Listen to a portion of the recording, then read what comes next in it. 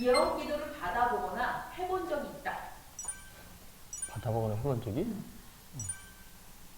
일부러는 아닌데 와가지고 해가지고 전 안 받는다고 한 적은 받아본 있는데. 적은 있죠.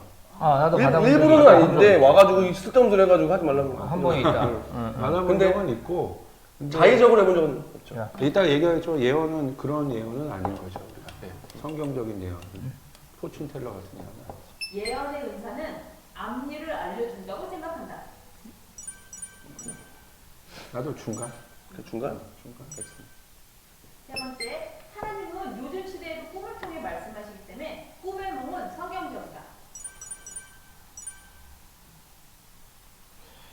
이상하네. 신학적으로 이상한데. 마지막, 신약 말씀 카드 뽑기는 성경적이다. 성경 문화. 근데 근데 이거는 예언에 대한 정의들을 말 좀 자체가 좀 이상해요. 해야 될 것 같아요. 이게 질문 자체가 예. 그러니까 여기서 말하는 뉘앙스의 예언은 이렇게 뭐 앞날을 알려주고 그런 때만 초점이 있는데 그건 아니고 그건 성경적인 아니고. 예언은 격려고 또 그럼요. 이런 부분.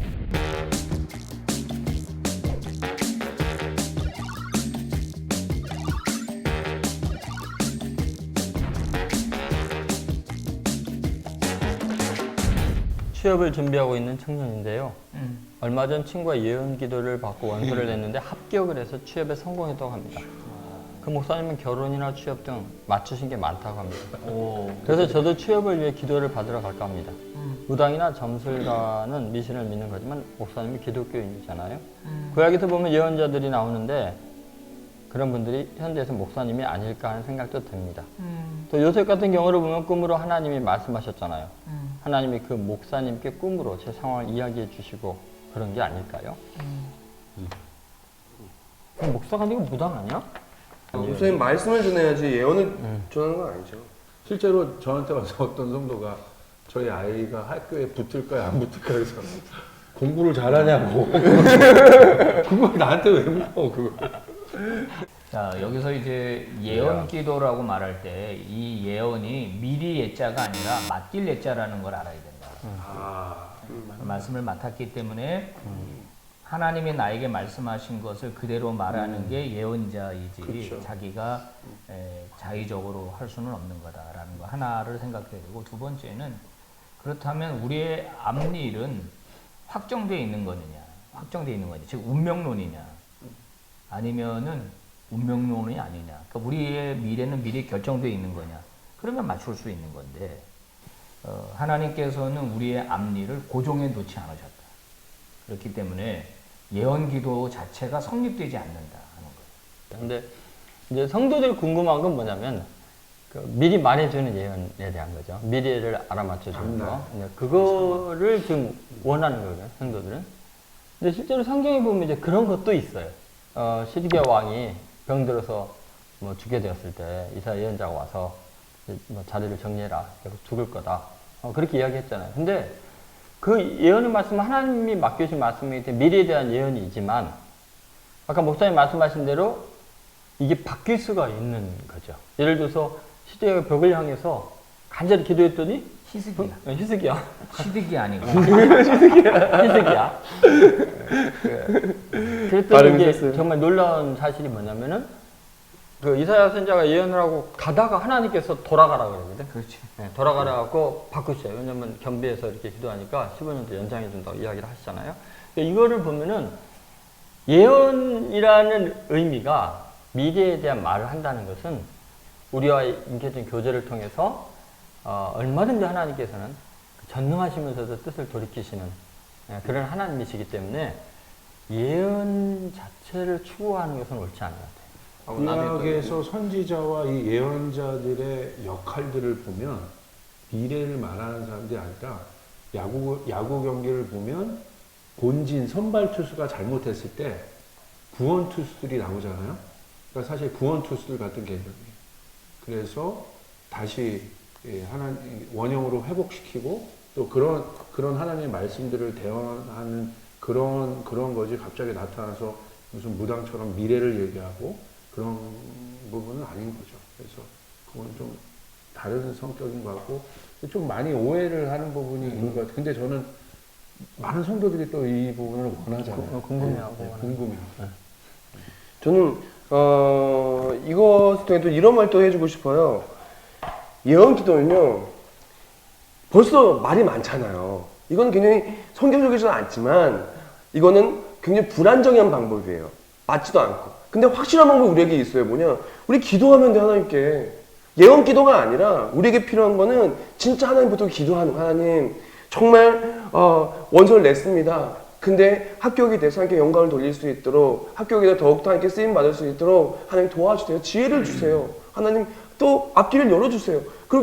우리가 기도하는 게 또 확실한 방법이 있는데 왜 못하러 예언 기도를 받고 점치는 것도 아니고 이렇게 하라는 거예요. 확실한 방법인 정말 기도하고 최선을 다해 삶을 사는 게 훨씬 더 지혜롭고 맞다라고 생각을 해요. 저는. 근데 이런 기도가 뭐가 잘못됐냐면 두 가지를 범해서 그래. 하나는 correction, 고치는 기도를 하는 거예요. 너가 이런 거에서 잘못된 거야. 너가 이런 거에서 잘못된 뭐가 보이는 것 같아. 너가 이런 거. 그러니까 코렉션적인 기도를 하면 안 돼요. 그리고 또 하나는 디렉션. 그러니까 방향을 가르쳐 주는 기도를 하는 거야. 뭐 어디로 가야 된다. 뭐 어떻게 해야 될 것 같다.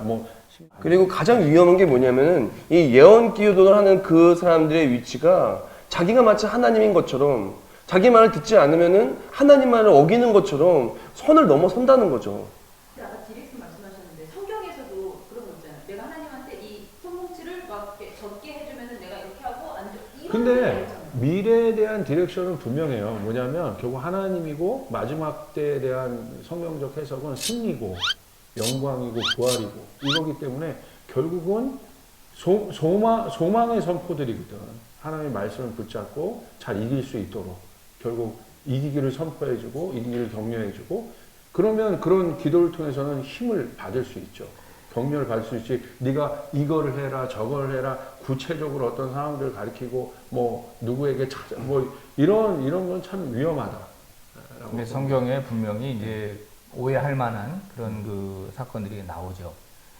그런데 그러면은 그 하나님께서는 오늘도 어떤 특정한 사람에게 계시하는가 하는 그 문제예요. 아니면 계시는 끝났는가 하는 거거든요. 그러니까 신사도주의를 표방하는 영역 진영에서는 그게 지금도 계속되고 있고 특정한 사람에게 그게 임하고 있다는 거예요. 그게 자기라는 거거든요. 그래서 하나님이 지금도 자기에게 말씀하시고 자기에게 가르쳐 주시기 때문에 자기가 그걸 말해준다는 거예요. 그러나 대부분의 정통 교단에서는 하나님의 계시는 신구약 성경으로 끝났다. 그 이후로 추가 계시는 없는 거다. 이렇게 이제 우리가 가르치는 겁니다. 그래서 하나님의 뜻을 알고 싶으냐? 그러면 성경이 무엇이라고 말씀하시는지에 대하여 귀를 기울여라.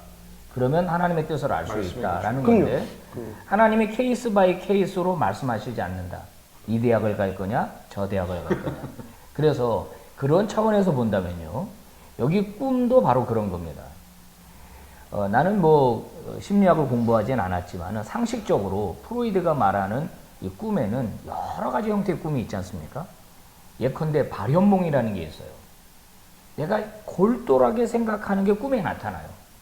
이거는 내가 생각했기 때문에 꿈에 나타나는 거지 그게 하나님의 계시가 아니다. 내가 모든 꿈이 하나님의 계시다?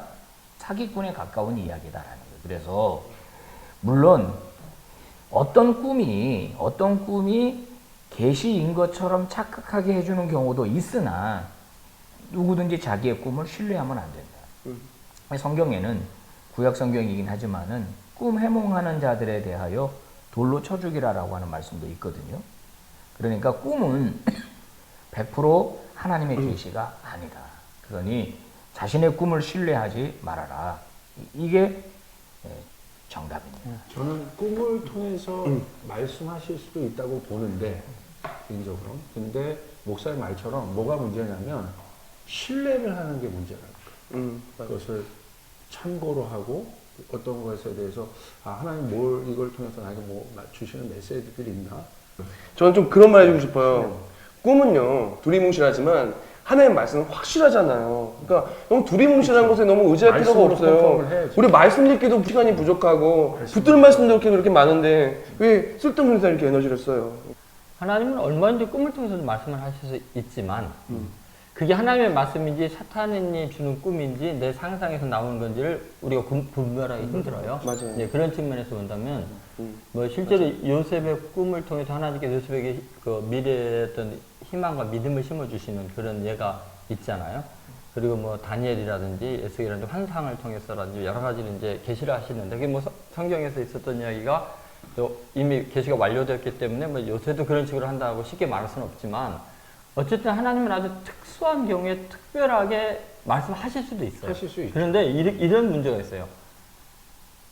특수한 경우를 일반화시키면 이제 문제가 심각해지는 거예요.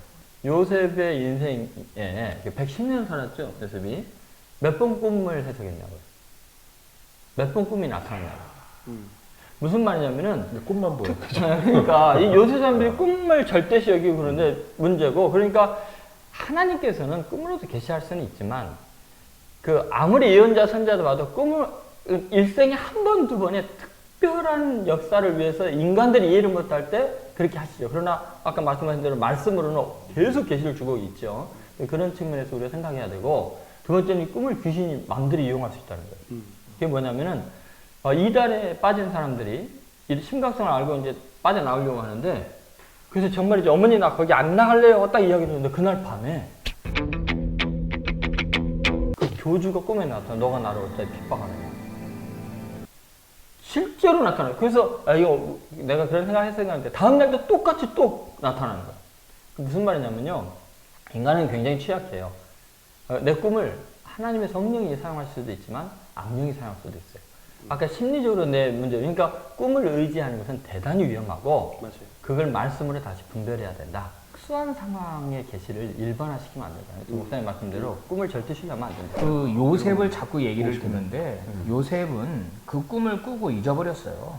나중에 형들이 찾아왔을 때야 비로소 자기 꿈을 생각했다고 성경에 나오기 때문에 그런 경우는 요셉의 개인의 어떤 삶을 하나님의 디렉션 하려고 주신 꿈이 아니고 그 이스라엘을 어떻게 이집트로 옮겨서 인큐베이터로 사용하셔서 하나님의 민족으로 길러내실 것인가 그리고 거기에 대해서 요셉 너의 역할이 무엇인가 이걸 위해서 알려주신 꿈이지 요셉의 무슨 디렉션 구체적인 어떤 것들을 위해서 준 꿈은 아니다.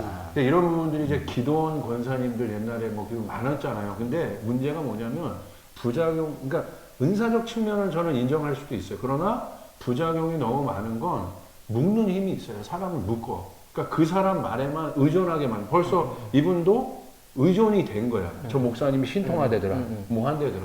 이건 굉장히 위험한 근데 거거든요. 어쨌든 그걸 이용한다니까. 이용한 거죠. 지금 이용한 이런 경우는요. 이거 100% 사기꾼 목사입니다. 이거.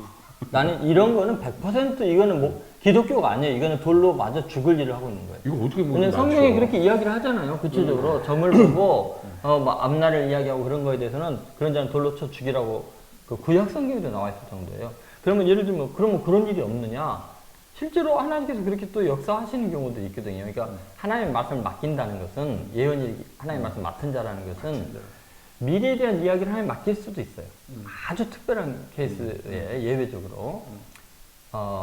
바울도 환상 중에 이쪽으로 하려는데 저쪽 막을 수 있는 거 있죠. 그리고 마케도니아 사람들이 환상에 나타나. 그런 바울의 생각이 계속 그랬냐는 거예요.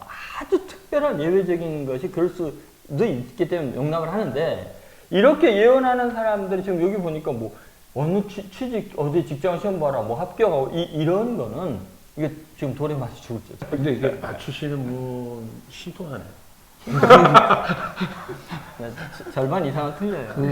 맞는 이야기만 해서. 드로아에서 마케도니아 건너갈 때도 거기서 하나님께서 그런 디렉션을 바로바로 준 게 아닌 게 그리로 부르심으로 확정함이라는 그 신비바조라는 헬라어가 모든 상황을 다 미루어 짐작했을 때 우리로 하여금 마케도니아로 가라고 하시는 것인가 보구나 라고 충분히 기도하고 생각하고 미루어 짐작해서 결정한 것이지 하나님이 바로 디렉션을 준 게 아니다 거기서는. 그래서 그런 경우도 성경적으로 갖다 대는 것은 맞지 않고 이런 이슈들에 대한 또 교회 안에서 정확한 가르침도 필요하다. 피하지 말고 아까 목사님들이 나눈 것처럼 이런 것에 대한 성경적인 실제적인 교육과 티칭이 굉장히 중요하다. 저는 그 교육을 좀 얘기하고 싶습니다. 송구 영신 예배 때 말씀 뽑기의 장점도 있고 단점도 있는데 그것을 내게 주신 말씀으로 받고서 그 말씀을 붙들고 기도하고 살아가는 거 좋으나 신구약 전체가 내게 주신 말씀이지 그 말씀 하나만 내게 주신 말씀은 아니다. 하나님의 말씀은 책망도 있고 위로도 있고 교훈도 있고 바르게 하는 것인데 신년의 말씀 뽑기는 모두 다 축복의 말씀만 골라서 주기 때문에 사실은 책망의 말씀도 받아야 되는데 저희는 그거를 그거를 말씀도 많이 듣는다. 아, 그래요? 그렇다면은 뭐 괜찮죠. 근데 그러니까 이제 그거를 유일한 나의 계시로 보지 말고 그냥 하나님께서 나에게 특별히 어떤 용기를 주시려고 하시는 말씀으로 알고 뽑는 게 좋겠다. 그리고 되도록이면 신구약 전체가 하나님의 말씀이라는 걸 더 많이 강조하자. 네. 지금 이제 성도들이 궁금한 게 하나님의 뜻이잖아요. 맞아요. 세상에서 제일 명료한 게 하나님의 뜻이다. 왜냐하면 하나님은 이 대학 가느냐 저 대학 가느냐 이 회사 가느냐 저 회사 가느냐보다도 내가 어떻게 살아가야 되는가의 태도에 대한 부분이다. 이 회사를 가도 좋고 하나님 저 회사 가도 좋다. 뭐냐면 거기서 자기를 부인하고 자기 십자가를 지고 주님을 따르면 A 회사도 좋고 B 회사도 좋다. 근데 그것이 명료한 하나님의 뜻인데 우리는 자꾸 기계론적으로 정해져 있다고 생각해갖고 이 일로만 가야만 하나님의 뜻이라고 생각하는 것은 문제다. 그러니까 하나님의 뜻은 명료하다. 사랑하라 그랬다. 불안정하고 그리고 또한 불안한 사람이나 어떤 말이나 꿈을 의지하는 것보다 우리에게는 확실한 하나님의 말씀이 있기 때문에 우리에게는 말씀 붙들고 우리가 살아가는 것이 훨씬 더 필요하고 중요하고 확실하다. 그 말 해주고 싶습니다. 네.